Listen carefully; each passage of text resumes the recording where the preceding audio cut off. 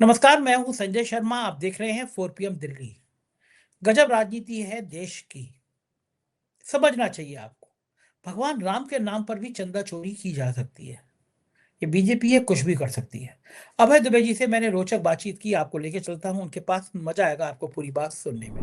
4 PM news network में बहुत बहुत स्वागत है अभय दुबे जी आपका। चंदा चोरों के मामले में एक नया ख्याल आया मेरे को आज। ख्याल ये आया कि मीडिया वाले सबसे ज्यादा टुन्नू यादव टुन्नू यादव टुन्नू यादव के पीछे पड़े हुए थे। और टुन्नू यादव ऐसा लग रहा था पिक्चर का हीरो टुन्नू यादव। हम्म। फिर मैंने देखा जो बाकी नाम हैं वो सारे के सारे हम्म। ऊंची जातियों के हैं। कोई पंडित जी हैं, कोई बंसल जी हैं। तो ये जो माल कमाते हैं ये तो ऊंची जाति के लोग काट होते हैं। और जब नंबर आता है तो पिछड़ी जाति का एक आदमी सामने आ जाता है कि उसको बकरा हम्म। बना दो, क्योंकि मीडिया में आमतौर पे ऊंची जाति और उसमें भी ब्राह्मण, हमारे आपके बिरादरी, हम हम्म। दोनों ब्राह्मण हैं, इनका प्रभुत्व है। तो ये जानबूझ के हम लोग क्या बकरा ढूंढ लेते हैं, टुन्नू यादव मिल गया। दूसरी बात, हमेशा हम कहते रहे हैं, आपके संग भी कई बार कहा कि भाई मंदिर का मुख्य पुजारी कोई दलित क्यों नहीं बना देते, कोई कोई पिछड़ जाती क्यों। नृपेंद्र मिश्रा कारसेवकों पे गोली चलवाए वो भी नृपेंद्र मिश्रा, माल कमाए वो भी नृपेंद्र मिश्रा, माल कमाए वो चंपत राय। तो ये सब क्यों होता है, इसके पीछे कारण क्या है? ऊंची जातियों को माल कमाने में भी कोई एक्सपर्टाइजेशन होता है, उनकी विशेषज्ञता होती है।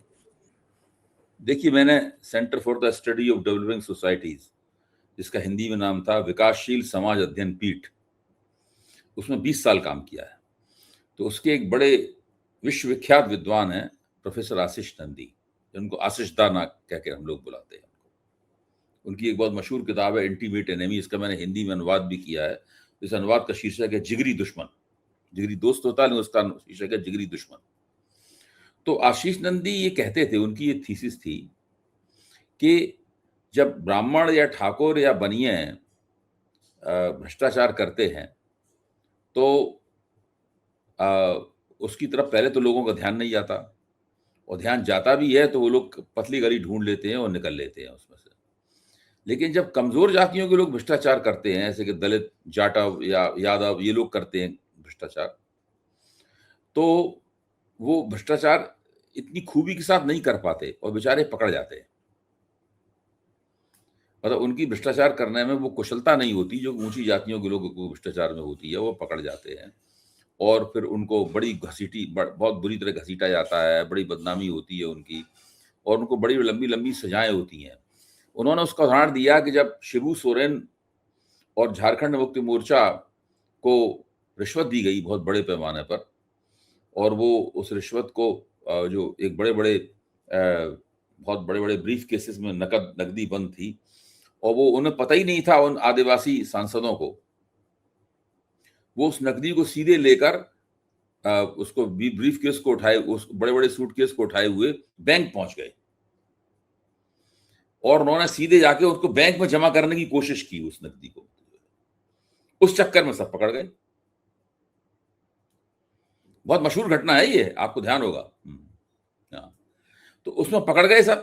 तो तभी उन्होंने ये थीसिस बनाई थी कि ये जो कमजोर जातियों के आदिवासी, दलित, ओबीसी, ये सब लोग जो होते हैं तो इनको भ्रष्टाचार करना नहीं आता है, और ये दरअसल इनको चूंकि सत्ता से नजदीकी हासिल हो गई है तो भ्रष्टाचार करने के मौके मिल गए हैं, लेकिन ये वो कुशलता भ्रष्टाचार में नहीं प्राप्त कर पाते जो ब्राह्मणों, ठाकुरों और बनियों को प्राप्त होती है, और कायस्थों को प्राप्त होती है, भूमिहारों को प्राप्त होती है।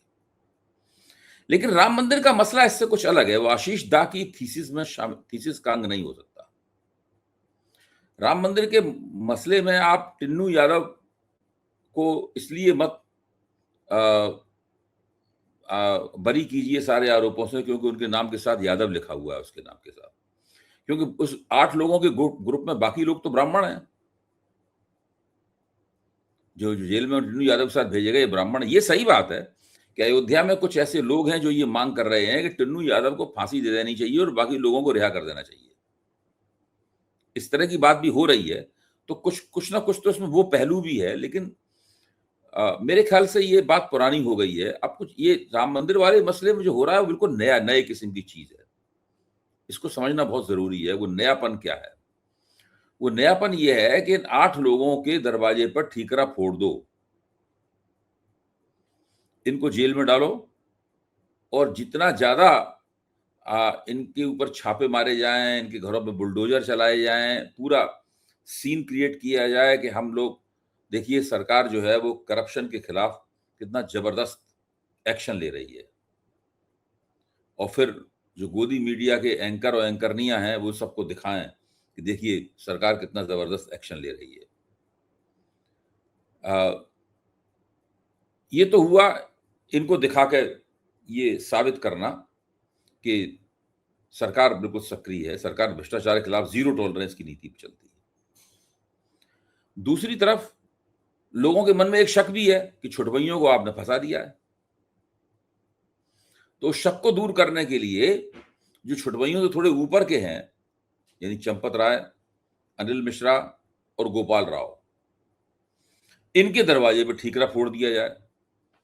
जब कभी जो असली जिम्मेदार हैं घोटाले के, उनको पता लगेगा कि टुन्नू यादव वगैरह और ये सब जो लोग हैं, इनके नाम के साथ मिश्रा और शुक्ला भी लिखा हुआ है, उन सबको बंद कर देने से भी काम नहीं चलेगा और उस मसले पे मिट्टी नहीं डाली जा पाएगी। तब नंबर ये आएगा, तब एक बार चंपत राय, अनिल मिश्रा और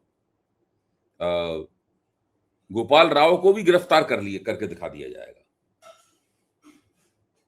मतलब ये बिल्कुल सुरक्षित रखे हुए हैं कि जब इनसे नहीं काम चलेगा तो इनको पकड़ के बता देंगे कि हमने देखिए करप्शन के खिलाफ कितनी जबरदस्त कार्रवाई की।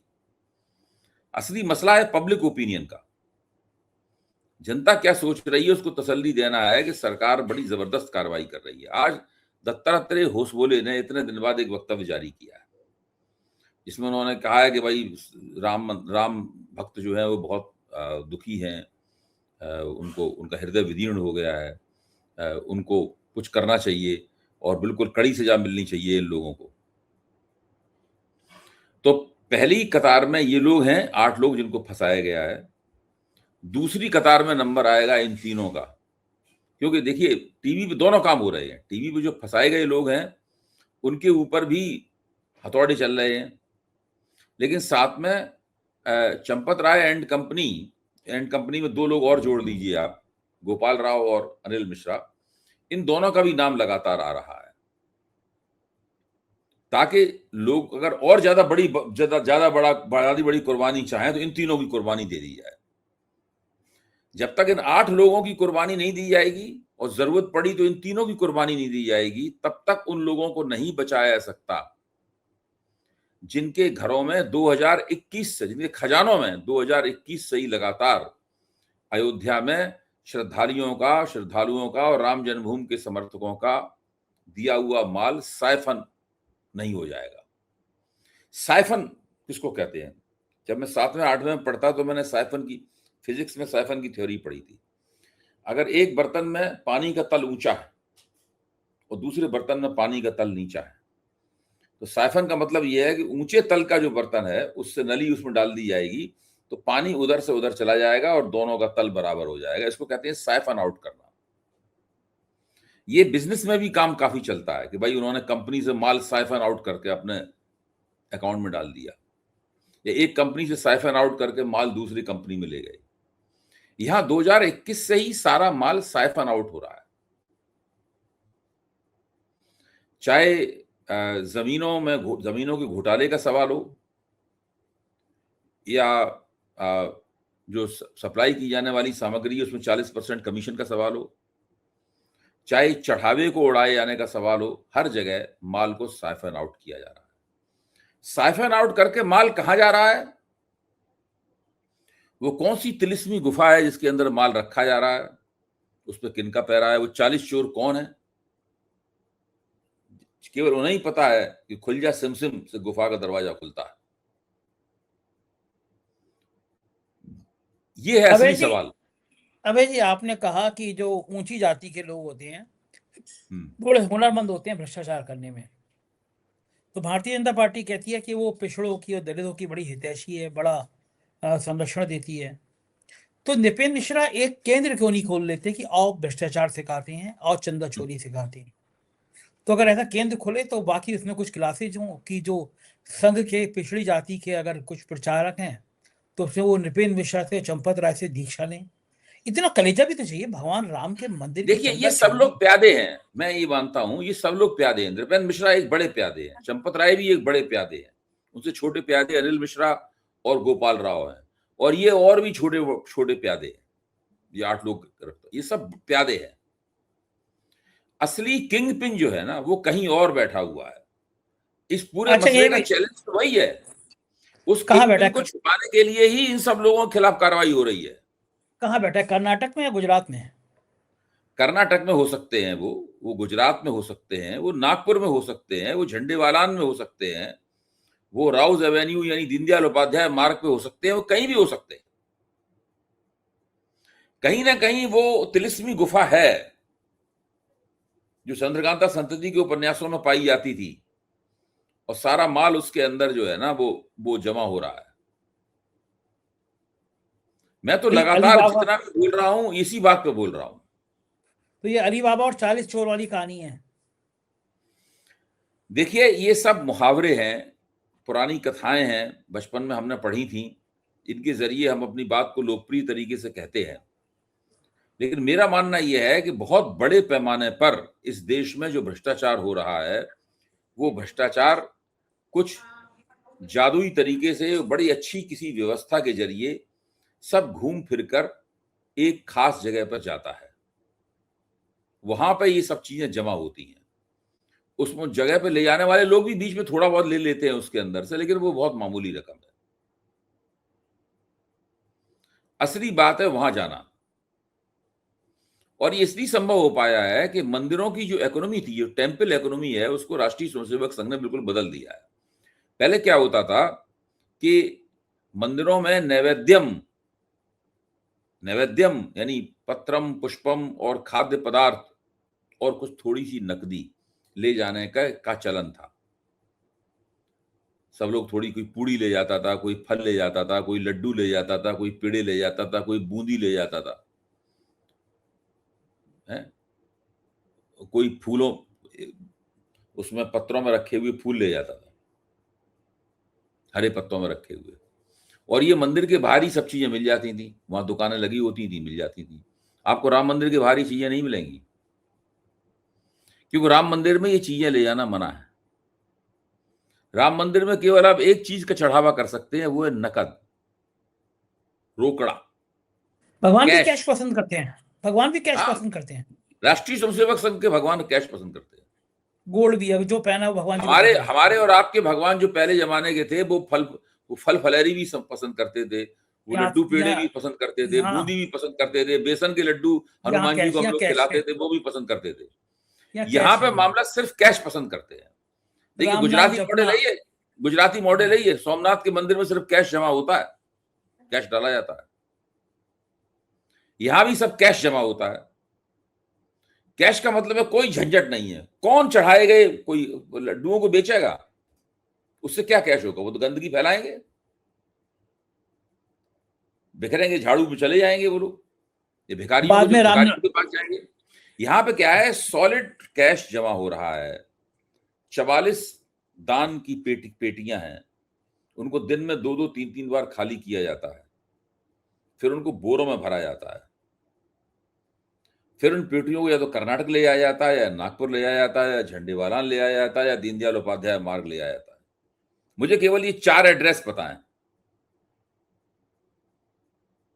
अब इन 4 एड्रेसों के अलावा भी कुछ और एड्रेस हो सकते हैं, वो मुझे नहीं पता। कम अबे से कम जी, मुझे 4 अबे एड्रेस अबे पता है कि अबे जी, अबे जी, अगर आप इसी तरह मुखर होके बोलते रहे तो आपको हम्म। 2 एड्रेस और याद हो जाएंगे, एक इनकम टैक्स का और एक ईडी का।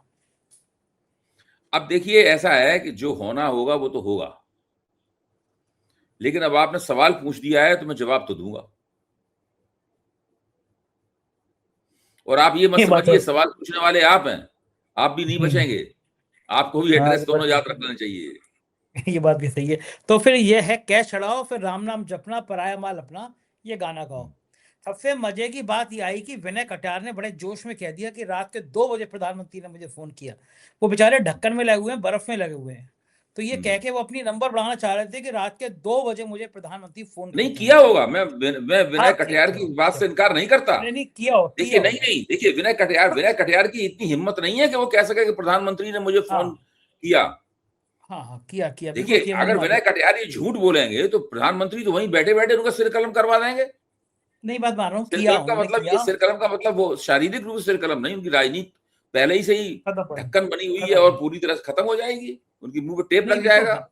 बिल्कुल उन्होंने उनके कहा रिश्ते और किया भी। उनके रिश्तेदारों के स्क्रू कस दिए जाएंगे। तो बड़ी बात नहीं, उन्होंने किया भी प्रधानमंत्री की, लेकिन वो देखिए, बड़े जोश में कह गए। निश्चित रूप से देखिए, आप क्या समझते हैं इस मसले से प्रधानमंत्री के हृदय में बेचैनियां नहीं हो रही होंगी? देखिए, जब सब कुछ ठीक चलता है तो सवेरे उठ के आराम से मोर को दाने चुगाते हैं, अपनी बिल्लियां पाली होंगी तो उनको खिलाते हैं, या प्रधानमंत्री आवास के पीछे जो एक खास तरह की उन्होंने व्यायाम भूमि बना रखी है, उस पे वो आराम से व्यायाम करते हैं, चट्टान के ऊपर लेट के अपनी पीठ सीधी करते हैं, ये सब काम करते होंगे। लेकिन अगर सोचिए कि एक ऐसा प्रकरण हो गया है जिससे पूरी आस्था डगमगा सकती है, तो लोग पूछ सकते हैं कि जो व्यक्ति खुद विष्णु भगवान का अवतार है, उसकी देखरेख में ये कैसे हो गया? इसका मतलब है विष्णु भगवान का अवतार नहीं है, झूठ बोलता है। ये भी तो मसला है ना। हाँ, लेकिन मैं जो विनय कटियार वाली बात कह रहा था अभय जी, उसमें मजेदार बात यह है कि बड़े जोश से उन्होंने कहा कि चंपत राय की, राव की गिरफ्तारी होगी, फिर चूड़ी कसी गई होगी, तो चित्रा त्रिपाठी से कह रहे मैंने तो ऐसा कुछ कहा ही नहीं।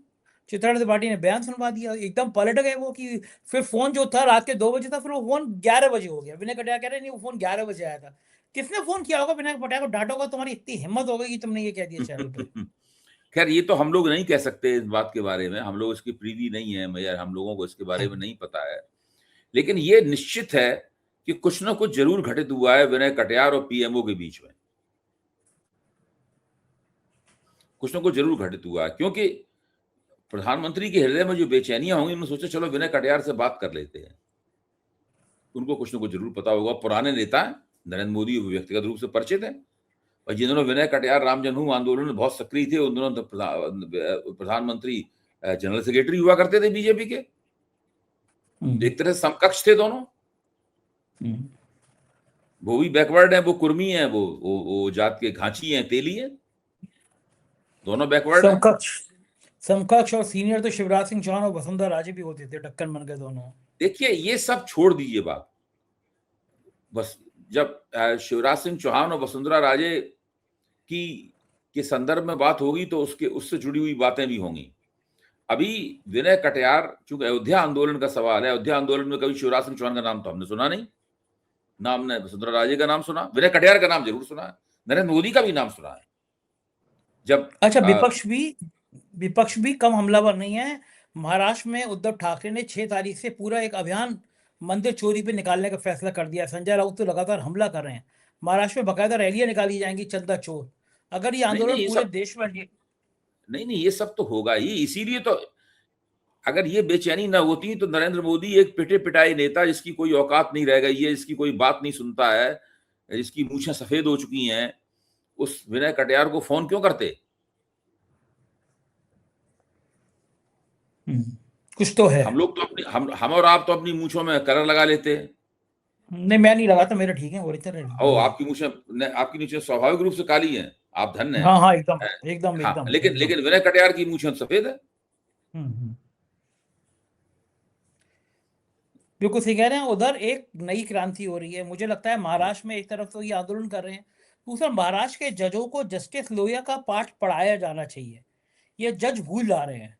एक जज ने आज एक जमानत दे दी, वो भी मुस्लिम को, और ये कहा कि उसको जिला बदर किया गया था कि वो जो है सरकार के खिलाफ नारे लगाया था। जज साहब एकदम भड़क गए कि भाई अमित शाह मुर्दाबाद कहना क्या इस देश में लोकतंत्र के लिए बहुत बुरी बात है, आप जिला बदर कर देंगे, मतलब किसी देखिए, भी पॉलिटिकल ये पार्टी। पूरी मैंने खबर पढ़ी है संजय जी, ये तो बिल्कुल नजीर बन चुका है।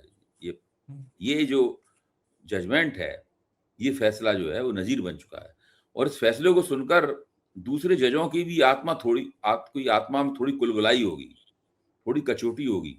हो सकता है उससे फिर तो कोई और जज इस तरह का फैसला दे दे। इन और जज अगर साहब ये का सिलसिला ट्रांसफर कब हो जाएगा? अभी कल तक हो ट्रांसफर जाएगा? नहीं होगा इनका, अभी ट्रांसफर नहीं कल होगा तक इनका, अभी तुरंत ट्रांसफर होगा तो उस पर आरोप लग जाएगा, अभी थोड़े दिन बाद होगा ट्रांसफर। कुछ जांचें वांचें शुरू हो जाएंगी इन जज साहब की। जब ये बात पुरानी हो जाएगी तब जांच भी शुरू नहीं होगी, जब ये बात पुरानी होगी तब होगा सब ये, अभी कुछ नहीं होगा। लेकिन जज के फैसले ने लेकिन बिल्कुल ऐसा होता है कि जिस तरह बुराई की छूत होती है, उसी तरह अच्छाई की भी छूत होती है। अच्छाई भी संक्रामक होती है, बुराई भी संक्रामक होती है, अच्छाई भी संक्रामक होती है। इन जज साहब ने जो फैसला दिया है, ये भी एक संक्रामक फैसले का काम कर सकता है, और हो सकता है कुछ युवा या कुछ तजुर्बेकार जज इससे प्रेरणा लेकर इस तरह के कुछ फैसले देने लगे। वैसे बड़ी हिम्मत की बात नहीं है, और जो टिप्पणी की है उन्होंने कि लोकतंत्र में सबको हक है कि अमित शाह को मुर्दाबाद नहीं कह सकते। संजय सिंह ने पार्लियामेंट में कह दिया तो बेचारे जेल काटा है बिना सबूत के। तो जज का ऐसा कहना बड़ी बात तो है ही है, लगता है तो है ही है कि लोग बड़े बहुत बड़ी बात है। खुश। आज के जमाने में ऐसी बात कहना बहुत बड़ी बात है संजय जी, मुझे भी बहुत ताज्जुब हुआ सुनकर, लेकिन फैसला उनका बहुत अच्छा, फैसला उनका मणिपुर से बहुत। आज मणिपुर से मेरे पास बहुत सारे मैसेज आए, अभय जी प्रधानमंत्री मणिपुर जाने की हिम्मत नहीं कर रहे हैं सालों से, और मणिपुर फिर सुलग रहा है। एक बार गए थे क्यों 1.5 नहीं घंटे समझ, के लिए केवल, उसमें भी काले झंडे दिखा दिए थे, नौजवान ने बड़े गुस्से में आ गए थे। मणिपुर संभाल क्यों नहीं पा रही सरकार? 22.5 लाख की आबादी वाला मणिपुर संभाल नहीं पाते, वो तो मुसलमानों को राष्ट्रीय रोजगार स्वयंसेवक नहीं संघ देते का प्रोजेक्ट है भाई। आप लोग समझ, मैं कह चुका हूं 4 PM के मंच पे, हम लोग राष्ट्रीय स्वयंसेवक संघ को हल्के में रख के देखते हैं। सरदार पटेल और नेहरू भी उनको हल्के में रख के देखते थे। अगर उस वक्त सरदार पटेल और नेहरू ने हल्के में रख के देखा नहीं होता, तो उसी वक्त राष्ट्रीय स्वयंसेवक संघ को ठिकाने लगा दिया गया होता, गांधी जी की हत्या के बाद। देखिए, मणिपुर जो है वो राष्ट्रीय स्वयंसेवक संघ का एक प्रोजेक्ट है, जो पूरे उत्तर पूर्व के लिए एक नसीहत है कि अगर आप हिंदू बहुसंख्या के को चैलेंज करेंगे तो आपका यही हाल होगा जो वहां पे हो रहा है। क्या लग रहा है शांति कैसे आएगी कि एक राज जल रहा है, पूरी दुनिया में बदनामी हो रही है, शांति कैसे आएगी? जिस दिन बीजेपी की सरकार चाहेगी उस दिन शांति हो जाएगी, उसी तो दिन हो बीजेपी जाएगी। जाएगी। 24 घंटे के अंदर हो जाएगी शांति, 24 घंटे के अंदर। अच्छा, मुझे एक आखिरी सवाल और बता दीजिए। आप मुझे सारे अधिकार दे दीजिए, 24 घंटे के अंदर शांति न हो जाए तो जो सजा आप तजवीज करेंगे वो मानने को तैयार हूं मैं। हाँ, मैंने वहां पे मणिपुर के चीफ जस्टिस का इंटरव्यू किया था, कह रहे थे मैं चीफ जस्टिस था, मेरे घर के सामने गोलियां चल रही थी। ये हाल था। सिद्धार्थ जी का मैंने इंटरव्यू किया था। अच्छा, एक आखिरी सवाल। मणिपुर के जो तत्कालीन मुख्यमंत्री थे एन वीरेन सिंह, उनके ऊपर आरोप था कि खुद हथियार बंटवाते थे हिंसा के लिए। ये था आरोप। अच्छा, और मुझे बीजेपी एक ने तब तक नहीं हटाया जब तक कि भाजपा के अंदर विद्रोह की नौबत नहीं आ गई। अच्छा, मुझे एक आखिरी सवाल का जवाब दे दीजिए। अगर ये मोहन भागवत को इतनी ब्लैक कैट कमांडो नहीं दिए गए होते, संघ के आलीशान बिल्डिंग नहीं बनवाई गई होती, तो राम मंदिर के मामले में दत्तात्रेय होसबोले इतने दिन बाद बयान देते, शुरू में नहीं दे देते? क्या संघ को बदनाम करने की रणनीति बना रहे हैं ये देखिए, मेरा मानना यह है कि राष्ट्रीय स्वयंसेवक संघ आगे चल के इस बात को सोचेगा कि इन तमाम नेताओं को ये ब्लैक कैट कमांडो की सुरक्षा नहीं लेनी चाहिए थी, और संघ को ये बड़ी बड़ी बिल्डिंगें भी नहीं स्वीकार करनी चाहिए थी।